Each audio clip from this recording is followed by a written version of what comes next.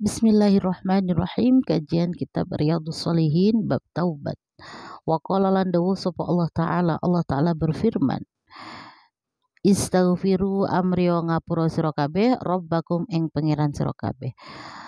Dan mintalah ampunan kalian semua kepada Tuhanmu. Summatu bunuli taubat sira kabeh ilaihi maring Rabb. Kemudian taubatlah kepada Tuhanmu.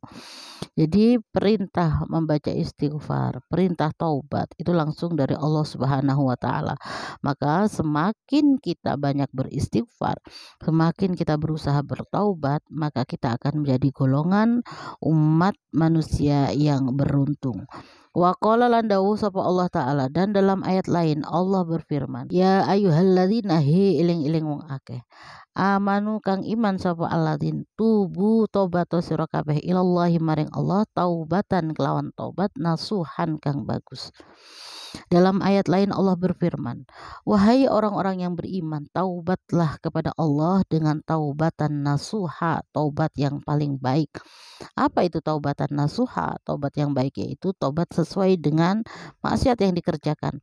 Apabila maksiat yang dikerjakan hubungannya antara dia dan Allah saja, maka cara taubatnya ada 3, yaitu merasa menyesal dan memutus mata rantai maksiat, kemudian berusaha untuk tidak mengulanginya. Kalau maksiatnya berhubungan dengan orang lain atau ada hak orang lain dalam perbuatan maksiat yang dikerjakan itu, maka cara taubatnya kan 4, yaitu menyesali, tidak mengulangi, memutus mata rantai maksiat, dan yang terakhir mengembalikan apa yang menjadi tanggungan ya. Kalau misalkan itu tuduhan, maka kita harus siap untuk menerima hukuman, dan meminta maaf atau jalur damai itu termasuk cara untuk melepaskan diri kita dari hak orang lain atau cara bertobat yang baik. Kalau misalnya maksiat itu berupa menggosip atau ghibah ya, maka caranya meminta halal kepada orang yang dighibahi.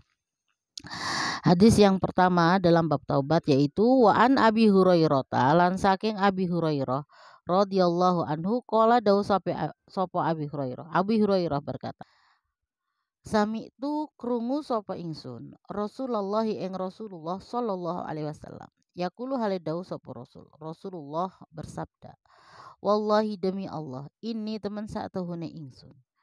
Iku la astaghfiru nyuwun ngapura sapa ingsun Allah ing Allah wa atubulan tobat sapa ingsun ilahi maring Allah fil yaumi ing dalem sak dina aksara lan luwih akeh min sabiina saking 70 apane marotan. Rawahu ing hadis sapa Al-Bukhari Imam Bukhari. Rasulullah bersabda, aku beristighfar kepada Allah, bertaubat kepada Allah dalam satu hari satu malam lebih dari 70 kali. Rasulullah yang sudah dijamin surga, Rasulullah yang tidak memiliki kesalahan saja, teman-teman, yang tidak punya dosa, yang maksum, itu membaca istighfar dalam sehari semalamnya lebih dari 70 kali. Bagaimana dengan kita? Harus kita mencontoh ya. Karena janji Allah, orang yang senang beristighfar akan masuk dalam golongan orang-orang yang beruntung. La'allakum tuflihun. Beristighfarlah kepada Allah supaya kamu menjadi golongan orang-orang yang beruntung. Lalu dalam hadis yang kedua, wa anil Aghor bin Yasar lan saking Aghor bin Yasar al-Muzani radhiyallahu anhu qala dawu sapa Aghor qala dawu sapa Rasulullah sallallahu alaihi wasallam.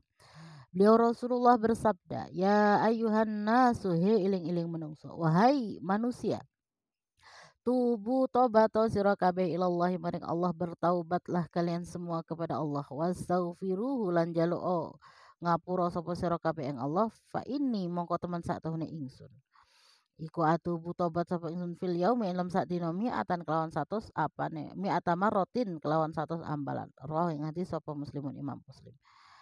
Sesungguhnya kata Rasul, aku beristighfar kepada Allah, meminta ampunan kepada Allah dalam sehari semalamnya itu 100 kali. Jadi kalau di hadis yang pertama tadi lebih dari 70 kali. Dalam hadis yang kedua di sini disebutkan yaitu sebanyak 100 kali. Jadi teman-teman yuk kita istiqomahkan membaca istighfar. Kalau bisa sehari semalam 100 kali atau 70 kali. Pokoknya setelah ba'da sholat maktubah, setelah sholat 5 waktu, jangan sampai kita tidak membaca istighfar. Karena di antara fadilah keutamaan membaca istighfar yaitu kita akan dimasukkan oleh Allah ke dalam golongan orang-orang yang beruntung, bejo dunia, bejo akhirat. Senang di dunia, senang di akhirat, beruntung fid dunya hatal akhirah. Amin amin ya rabbal alamin.